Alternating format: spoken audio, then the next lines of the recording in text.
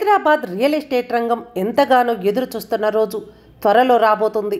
Telangana real estate రంగానికి game changer కాబోతున్న regional ring road నిర్మాణం దిశగా అడుగులు పడుతున్నాయి.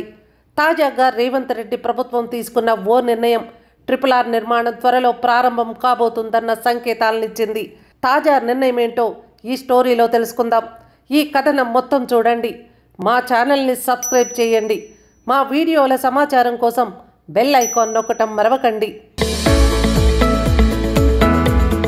ఈ కథనం వివరాల్లోకి వెళితే, రియల్ రంగానికి చెందిన వారు చాలా కాలంగా రీజనల్ రింగ్ రోడ్డు నిర్మాణం ఎప్పుడు ప్రారంభమవుతుందా అని ఎదురు చూస్తున్నారు.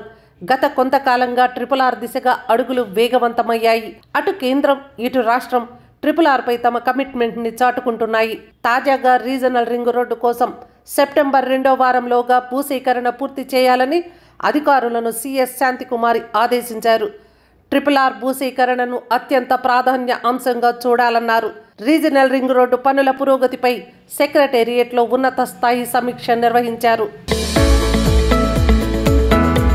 RRR ప్రాజెక్టులో భూములు కోల్పోతున్న రైతులకు న్యాయపరమైన నష్టపరిహారం అందేలా చర్యలు తీసుకోవాలని జిల్లా స్థాయిలో కలెక్టర్ల అధ్యక్షతన కమిటీలు ఏర్పాటు చేసి భూముల మార్కెట్ విలువ ఆధారంగా పరిహారం ఉండేలా చర్యలు తీసుకోవాలని కలెక్టర్లను సిఎస్ శాంతికుమారి ఆదేశించారు.